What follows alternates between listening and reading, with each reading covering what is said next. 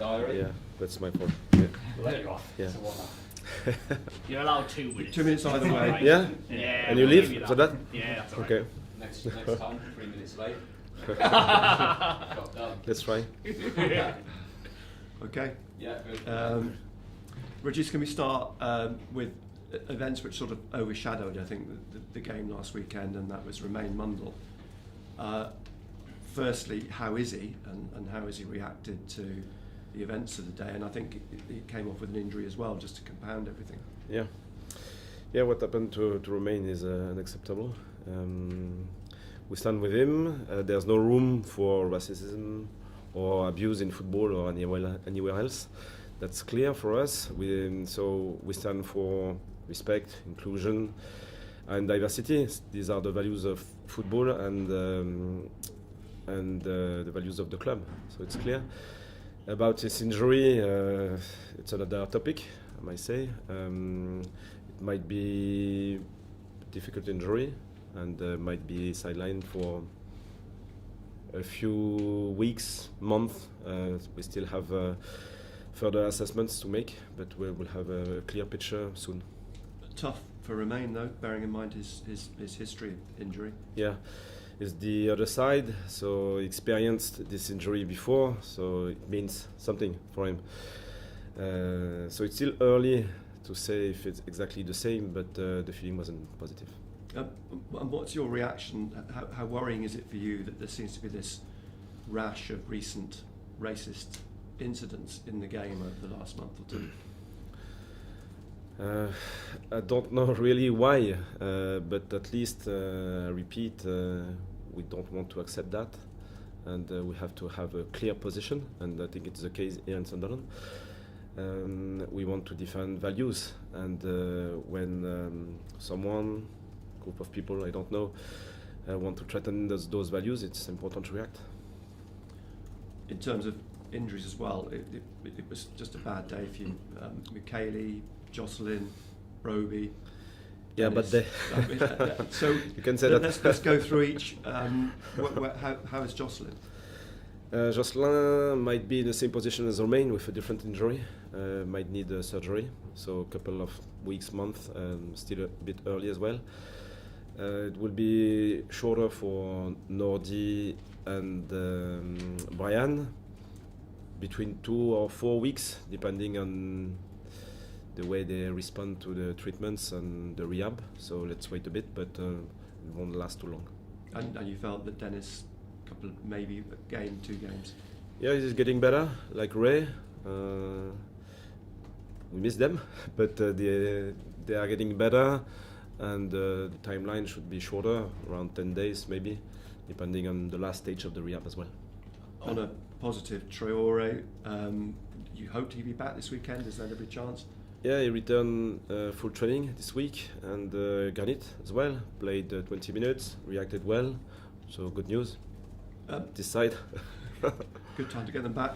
At the moment, with the run that you're on, do small things make a big difference? I just noticed that Liverpool and then Fulham, both of them, they won the toss and they turned you around at the beginning of the game. They're little things, but they're disruptive. Do you have to go to that extent now to prepare and make sure you're leaving no stone unturned? Yeah, small signs, but yeah, we are going through a difficult run, which is it's not comfortable. We don't like it, but it's part of the process. We are in a tough league, a newly promoted side, young team with injuries, suspensions, different events. We expected that probably a bit earlier. It's not the best period, but from a result perspective, but for the foundations of the club, for the foundation of the team, we are learning a lot, and I think it's often during these tough phases that you are learning more, because you need to stick to your plan, you need to stick to your identity, to stay united, to stay calm, and to work more. And I think it's the case, even if the results are not positive. Do you have to stress that, I mean, you've said often earlier in the season, you will probably have a run like this, that's the nature of the Premier League. but not to get too buried in the negativity of it, because it's very easy after 3, 4, 5, heaven forbid, defeats, for the perspective to completely change amongst the fan base and perhaps even the players. Yeah, sometimes we forget really quickly who we are, where we are as well, and it's important to mention again our journey, how difficult is this league, how young is this squad, so many things in the same area, just to make sure that when it's negative, when it's the case for those results, it doesn't mean that we are not progressing. It doesn't mean that we are not in a good place according to our objectives. But it's tough, and it's part of the process, and you have to accept that. And as luck would have it, the schedule throws up 2 teams who've got very good home records. It's not ideal, but that's what it is. Yeah, we need tough challenges to grow once again, and we'll have to match their intensity. That's really clear. They are in a good form, but they have specific characteristics as well. So the intensity is key, and it's important to impose our ideas as well, because I think even if the results are not positive, we are still building our foundations. I repeat, some of the phases were not perfect, but we reinforced some good parts in that game. So it's not well-rounded, and you have to be well-rounded if you want to win something in this league. Process is ongoing. Often spoken about the supporters at the Stadium of Light and the 40-odd thousand, 48,000 that make an atmosphere there, which has made it difficult for teams to come to Sunderland. Bournemouth get 11,000, yet they can do exactly the same because it's so intense, they're so close to the pitch. They've managed to create their own intensity, if you like. Yeah, absolutely. It will be intense. I think the atmosphere will be strong, and the way they play is impressive from that point of view. They have many strengths, but they also have weaknesses, and about those points, it's how we will manage their strength on one side, but how can we impose our style of play as well, with the ability to score, to defend our goal. Sorry, Régis, I might have missed it there when you were talking about the injury. Did you mention Brian Bobby? Yep. Yeah. When you've got a group of players missing like that, and you're on a run where you've lost 3 in a row, do you need to maybe try and do something differently, like behind the scenes? You maybe change the mindset of the players a little bit? Not really, because we want to stay consistent, and we believe that what we are doing is the right way. Sometimes you have to recover a bit more because they need to rest and to have a good energy for the game. And then, but this week, for example, we went through full analysis with the players just to make sure that we are aligned about what we are doing well. So try to reinforce those points. And here we had problems. For example, those set pieces, it was very obvious against Fulham. And if we do this better, we'll have one more chance to be more efficient in this phase for the next game, for example. So the process is the same, but you just have to adjust little details according to the week. And you said to Nick there that you kind of expected this a little bit earlier in the season, but of course you got off to such a brilliant start. Were you prepared for this? Were you prepared for perhaps a run like this and what you need to do? I think as a club, yes, we are ready, and as a staff, as coaching staff as well. For the players, it's often more difficult because you like confidence, you like winning, you like positive vibes, and it's never easy to play with the same freedom, the same feeling when you lose. So it's a new experience, but it's important to face it because it's part of a career at that level. And I know it's a long way away, the summer and the transfer window, but I'm noticing already a couple of stories popping up linking some of your best players with moves away from the club in the summer. Given how good you've been this season, how good your players have been, I guess that's to be expected. Do you think that's going to be a challenge in the summer? One of the challenges trying to keep your team and what has been a very good team together. Yeah, it's going to be another part of the journey a bit later. Our main focus is not that one. I think Flo and Kirill are working hard this part of the project. It's a mid-term, short-term in football. For me, the next objective is always the next game, and the next training session, the next conversation with the players, and so on. So I'm confident about the ability of the club to stay strong, to stay ambitious, to have a good way to build this club to make it sustainable in the Premier League. But it's a tough challenge. It's always a tough challenge because the competition is high. Régis, just directing you back to Romaine, I've seen so many messages this week from Sunderland fans talking about love and support for Romaine after not just experiencing this once, but also experiencing it last season as well. I just wondered, have you seen that love and support for Romaine from the squad around him? Because I imagine they bandied round him this week. Yeah, well, it was the case. So it's not easy to be always in the dressing room to understand, assess the different relationships. But the respect and the support are huge here in this club. And it's not only internal, I feel it's external as well.